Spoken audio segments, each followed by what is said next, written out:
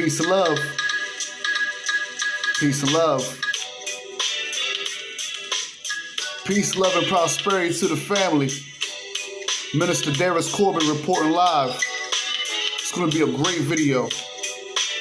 But before I get started, I want to take this moment to give a major shout out and respect to the late great Notorious B.I.G., ladies and gentlemen.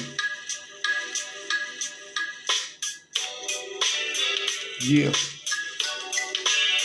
Moment of silence for B.I., one of the greatest to ever touch the microphone. Yeah. One more time for B.I.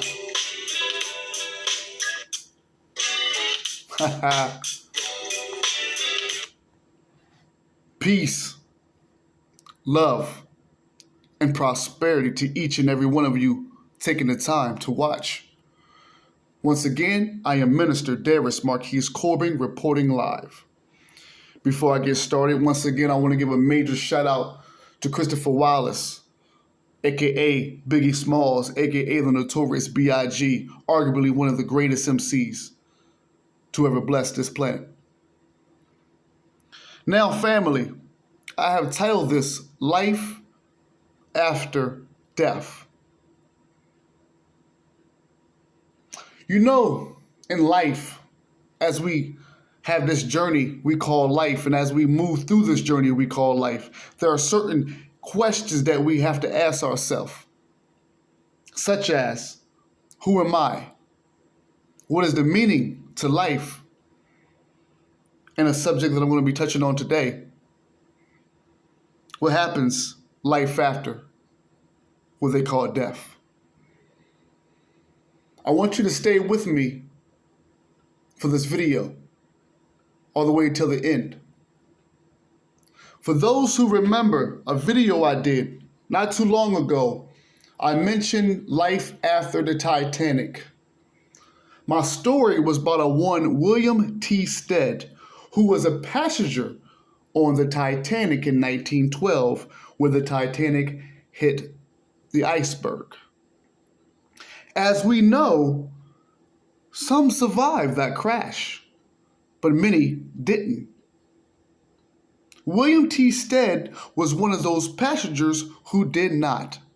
But because of his work, his spiritual work, while he was alive, when he transcended, he was able to still give us spiritual work on the other side of what we call life. The reason why I am giving this gem to you, family, because when it comes to this thing that we call death, there's a certain fear amongst the collective, the fear of not knowing, the fear of losing a loved one, the fear of dying, some even dying alone. If we knew, like our ancestors knew, that when we leave this physical world, that we return, as my church folk says, back to the bosom of God. If we knew that all that death was sleep, until we return back to our home, which is a spiritual world, we will look at what we call death a lot different. So the reason that, and if you're not subscribed to my YouTube channel, the Darius Corbin Mystery School on YouTube, subscribe now or after this video, as you're going to find out, when William T. Stead transcended, 10 years later, he was able, through what they call autosuggestion, to contact his daughter on the other side. And the gems that he give not only her, but to the rest of the world about the experience after passing away from the Titanic and arriving on what he calls the Blue Island. The family members that he ended up meeting again, the buildings that were on the other side, but most importantly, one of the reasons why I'm doing this video is because the lessons that he have given us, which you're going to receive by watching this presentation from the other side. Things as a metaphysician, myself, we know dealing with the mind and knowing that the mind is all. And knowing that if you have power to control your mind, you have power to control your outcome and what happens to you in this world.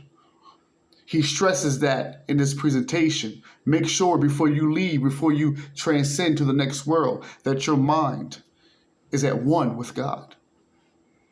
So, I'm not going to tarry on too long,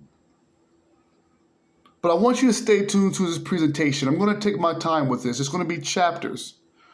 William T. Stead is going to be giving us a description on how it was from the moment the crash happened, from the moment he realized that him and the other passengers on that Titanic ship have left their physical body and has traveled to the astral worlds and are going upon this ship until they arrive in the Blue Island and his experience there.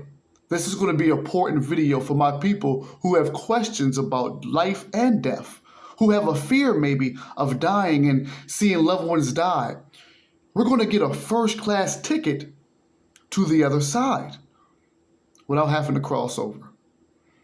So, not to leave you guys in suspense, I'm going to be reading a foreword from William T. Stead through Auto-Suggestive, which, if you want to Google Auto-Suggestive, it is where spiritual people from the other side are able to communicate through lettering to us in the physical world. So check it out, Auto-Selective or Auto-Suggestion. But Google that. Now I'm going to take these glasses off and put my reading glasses on, because I want you to hear the words of William T. Stead as he is on the spiritual side. So thank you. 7 minutes going in. And get ready to listen to some powerful stuff here, family. This is real. I thank you for tuning in. Once again, these are the words from William T. Stead, a passenger who was on the Titanic when it crashed and hit the iceberg.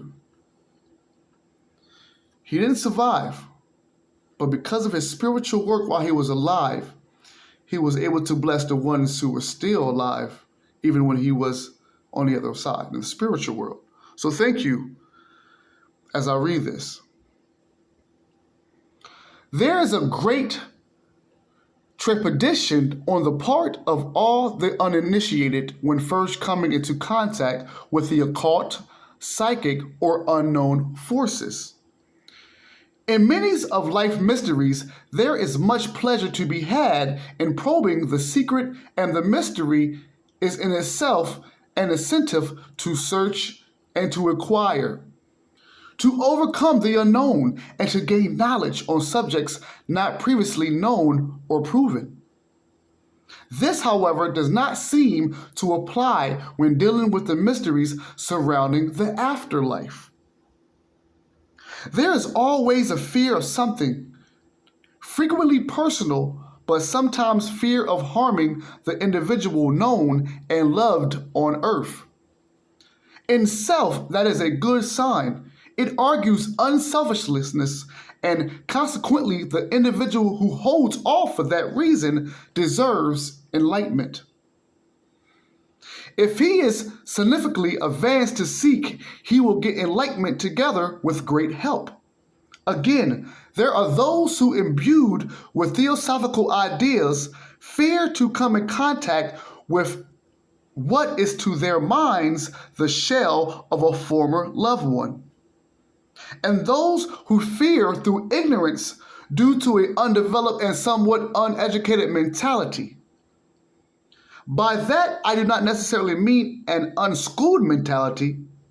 I speak of, quote, uneducated, end quote, in the sense of lacking understanding and appreciation of the higher things of life. Stay with me, family.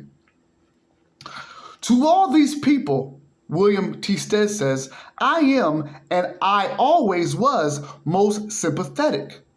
In earth life, I did my best to help and enlighten, but I was very restricted owing to material calls upon my time. Since my arrival in this land, and we're talking about the Blue Island, which you'll be hearing about on YouTube. Since my arrival in this land, I have tried to carry on and greatly to increase the amount and the spirit of this same work. I have succeeded up to a point, though many have not yet reached the halfway step on that staircase of knowledge leading to understanding. I was on the point of saying, leading to happiness, but that would not be quite correct. For happiness is most amply contained in understanding. Let me read that again. For happiness is most amply contained in understanding, and happiness is the sense that it is used and understood on earth, is not the raison d'etre, spelled RAISOD''ETRE of life. We were not made only to be happy.